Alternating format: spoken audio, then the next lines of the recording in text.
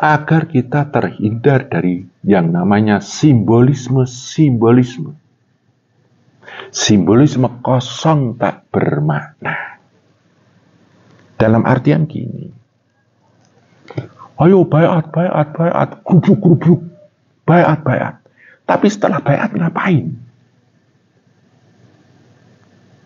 What will we do after bayat?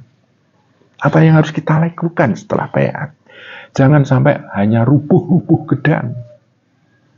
Ya, sekali berbuah mati. Ya, grup yuk. Bayat habis itu selesai. Tidak ada follow up-nya sama sekali. Akhirnya kita tertipu dengan makna bayat itu.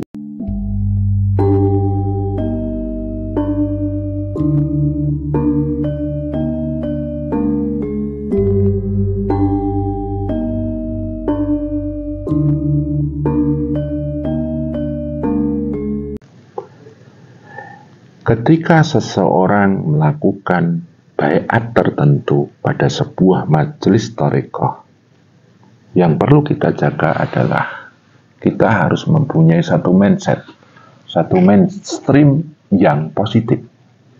Jangan sampai kita mempunyai satu mindset dan mainstream negatif. Apa itu? Yang namanya baiat itu disumpah, dijanji, terus kalau kita melanggar sumpah dan melanggar janji, kita akan celaka, kita akan berdosa, kita akan kualat. Itu mindset dan mainstream negatif. Kita sederhana saja, Mas. Yang logis-logis saja. Yang namanya baiat itu adalah mengangkat persaudaraan. Sebagai contoh, ketika panjenengan baiat dengan saya, berarti panjenengan mengangkat saya sebagai saudara panjenengan. Dan saya pun mengangkat panjenengan sebagai saudara saya. Jadi sebuah majelis itu dibangun dari sebuah pondasi kesepakatan bahwa kita bersaudara. Kita sedulur, Mas. Dan kita harus menjaga paseduluran itu. Kita harus menjaga persaudaraan itu. Kita harus bisa membangun satu warna persaudaraan yang indah. Warna persaudaraan yang asik. Warna persaudaraan yang mendukung untuk kita mengolah pribadi, mengasah pribadi, dan mematangkan pribadi. Sehingga kita layak diperjalankan untuk menembus alam kurbah, diperjalankan untuk selalu dekat dengan Allah, dan akhirnya menemukan yang namanya ridhonya Allah. Hati-hati dengan mindset dan mainstream yang berkembang banyak saat ini. Mindset dan mainstream yang negatif yang saya sebutkan tadi. Dan satu lagi, ketika panjenengan dan saya berbaiat, kita harus sadar, ini kita baiat apa? Baiat thariqat, Mas. Yang namanya majelis thariqat itu penuh dengan tirakat. Thariqat kan bahasa Arab, tirakat kan bahasa Jawa. Jadi ketika jenengan berbaiat itu sampai harus sadar, saya pun juga harus sadar bahwa saya dan panjenengan harus siap melakukan tirakat yang ada di majelis thariqat itu. Dan secara umum tirakatnya kan satu, kontemplasi, penenangan diri, kedua zikir, ketiga suluk, keempat sholawat, dan banyak warna-warna ibadah untuk mendukung tegaknya keislaman, keimanan, dan ketakwaan kita. Jadi sampean harus sadar, saya pun harus sadar, ini baiat thariqat, berarti kita siap melakukan tirakat. Agar apa? Agar kita terhindar dari yang namanya simbolisme-simbolisme. Simbolisme kosong tak bermakna. Dalam artian gini, ayo bayat, grup, bayat. Tapi setelah bayat ngapain? What will we do after bayat? Apa yang harus kita lakukan setelah bayat? Jangan sampai hanya rubuh gedang. Ya, sekali berbuah mati. Ya, grup. Bayat habis itu selesai. Tidak ada follow up-nya sama sekali. Akhirnya kita tertipu dengan makna bayat itu. Nah, maka dari itu, supaya kita terhindar dari yang namanya simbolisme kosong dalam hubungannya dengan bayat ini, kita perlu satu persiapan tertentu. Seseorang yang mau berbaiat itu harus pertama kali melakukan dasar-dasar latihan. Latihan agar dia bisa siap menjalani baiat tarekoh, baiat tirakat. Apa itu? Yang pertama adalah mengolah rasa. Mengolah rasa. Mengasah rasa. Rasa itu apa sih? Rasa itu adalah satu energi sebagai akibat dari bertemunya energi nafsu, akal, dan raga. Olah rasa di situ adalah bagaimana kita mengolah ketenangan. Jadi sebelum panjenengan baiat, pertama kali panjenengan latihan kontemplasi, latihan kefokusan, latihan konsentrasi untuk membangun ketenangan. Semedi, kontemplasi, meditasi itu tujuannya adalah penenangan diri. Sehingga terbangun yang namanya bangunan-bangunan ketenangan. Seseorang yang sudah terbangun ketenangannya karena rasa sudah tenang, berarti kita jumbuhkan dengan konsep tadi bahwa rasa adalah sambungan daya energi akal, nafsu, dan raga. Orang yang sudah berhasil mengolah ketenangan adalah orang yang sudah menata pikirannya, mengendalikan nafsunya, dan mengarahkan gerak raganya. Orang-orang yang tenang adalah orang-orang yang sudah menundukkan 3 unsur rasa tadi, raga, nafsu, dan akalnya.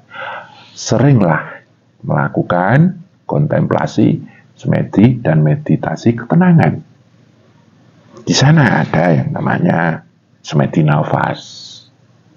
Dengan semedi nafas, kita membangun ketenangan. Ada juga yang namanya semedi diam. Dengan diam, nanti lama-lama menemukan titik ketenangan. Dalam konsepnya itu adalah meneng, menep, bening, wening.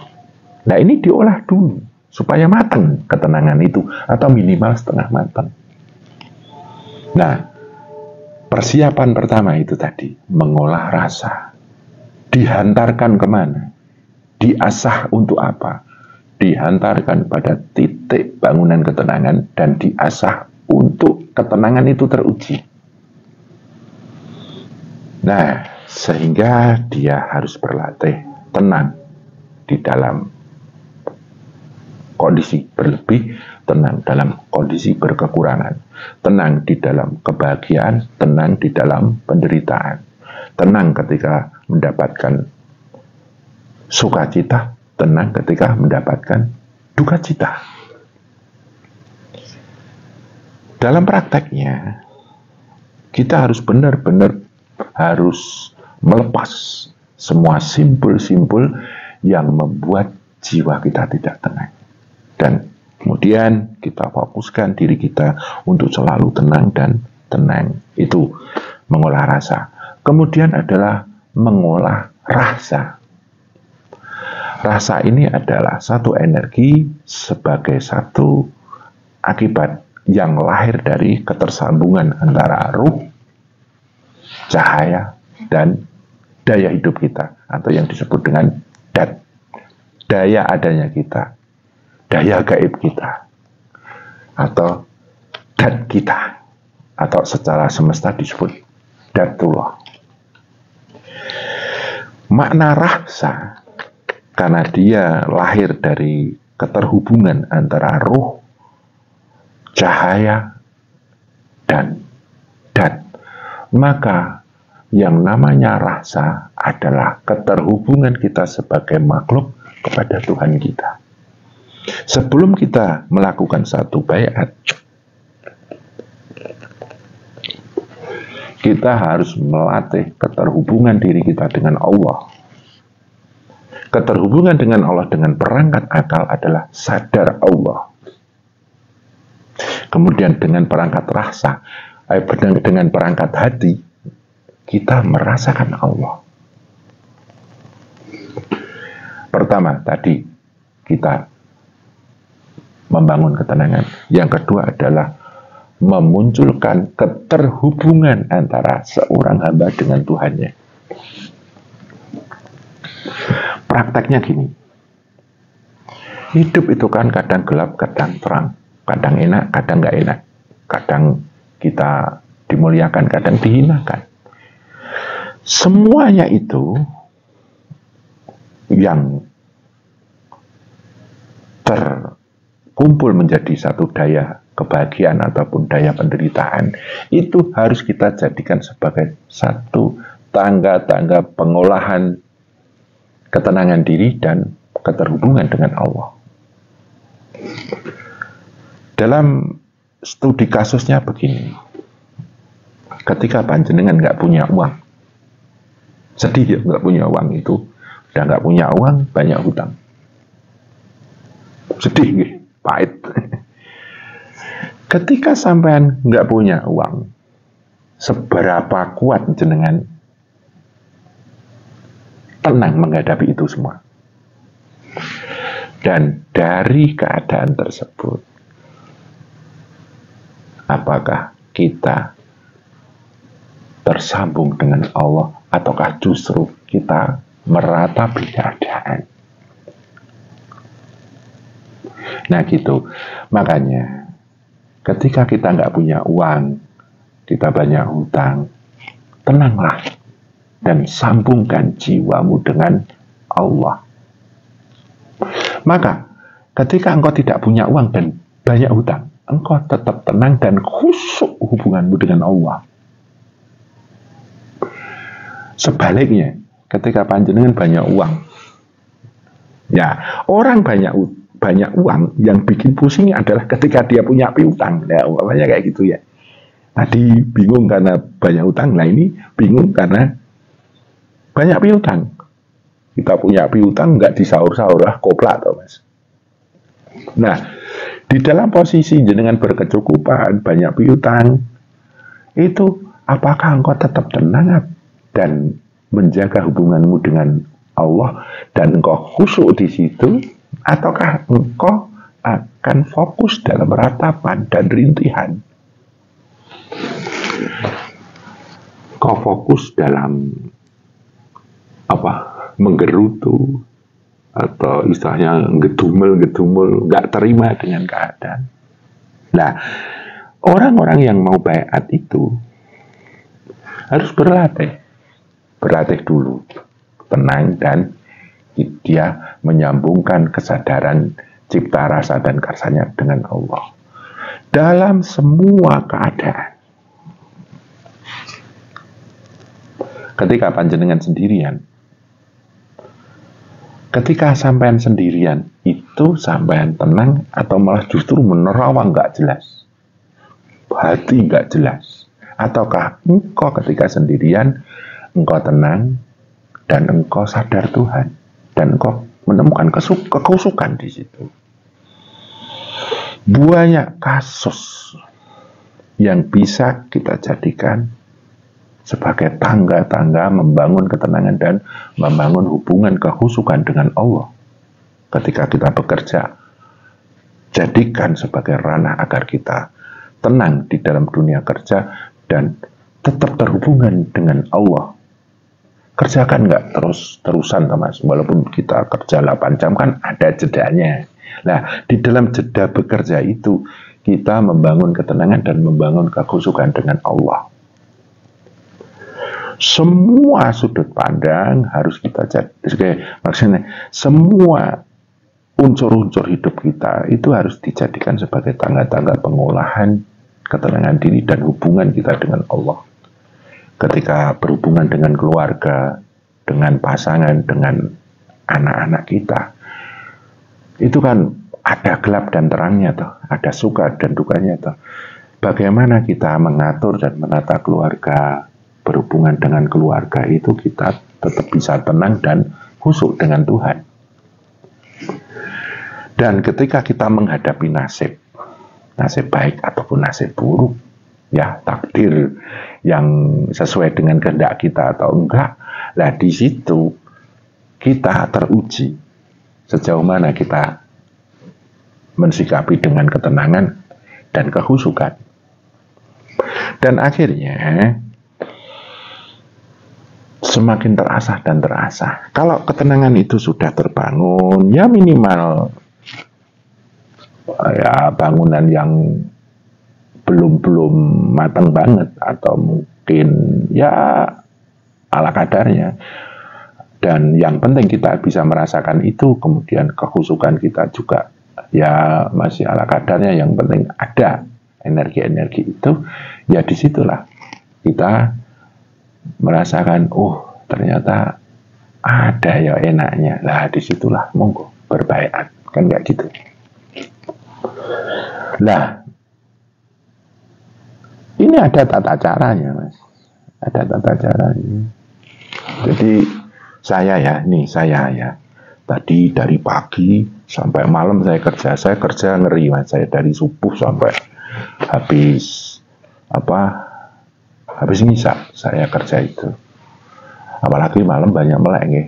Kalau banyak melek ya kadang pagi habis jam 7 itu saya istirahat sebentar, kemudian kerja sampai malam. Ya saya membangun keindahan dengan keluarga saya, membangun persaudaraan dengan orang-orang yang saya kenal. Ya yang jelas kita normal-normal lah. Nah setelah kita melakukan perjalanan yang bersifat duniawi ya, dan kita rasa cukup, ya sisakan waktu untuk melakukan satu kontemplasi dan melakukan satu zikir sederhana. Nah ini yang harus digarisbawahi adalah zikir sederhana dulu.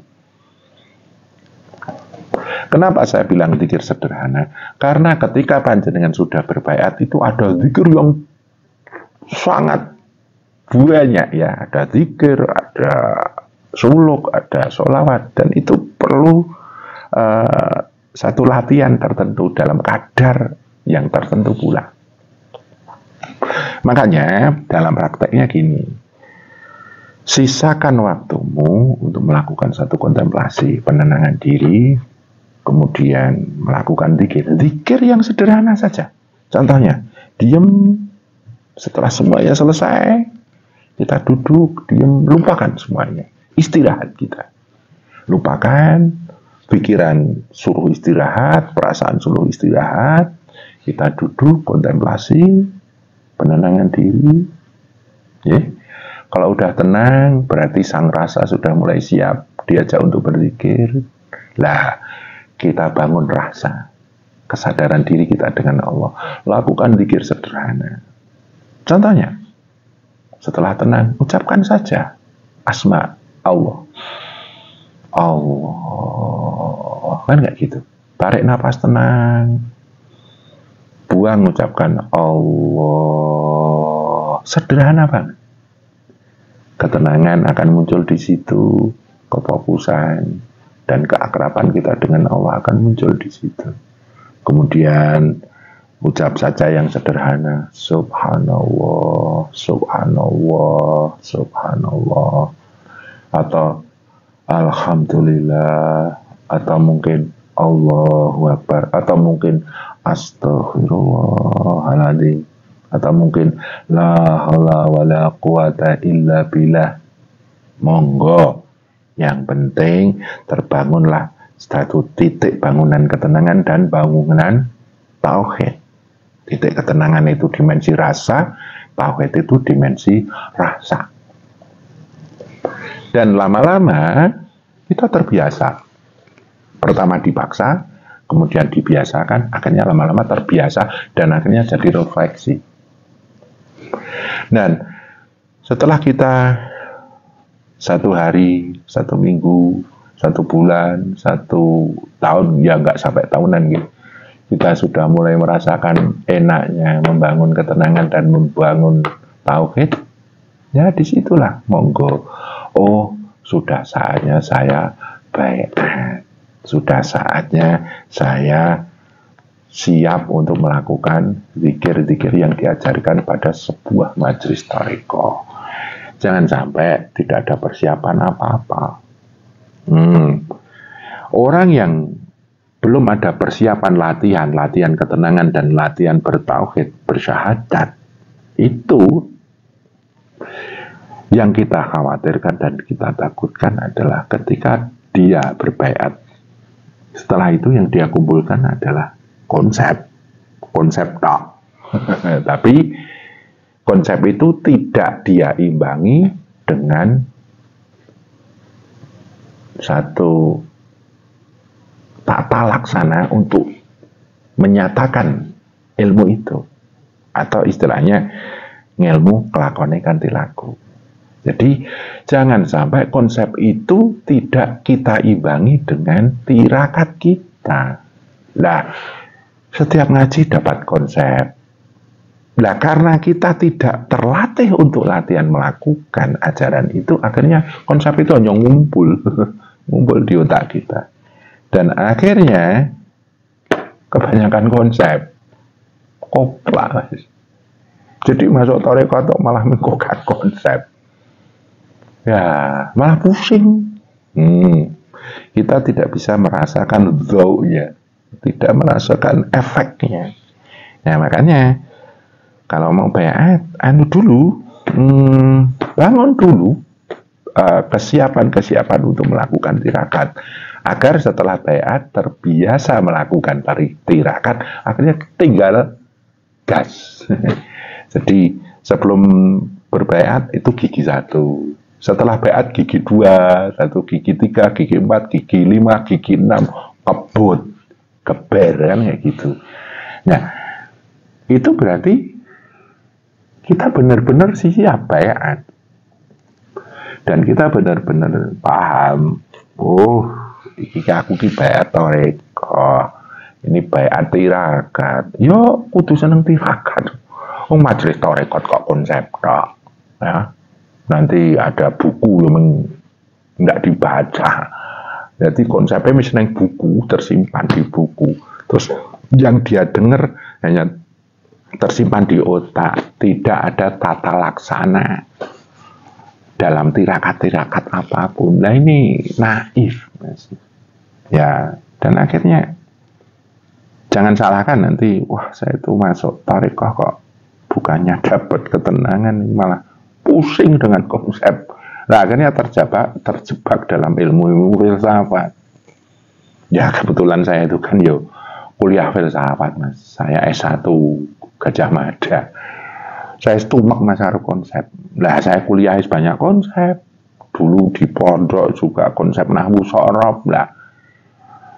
Nah, masuk thariqah aja konsep, repot.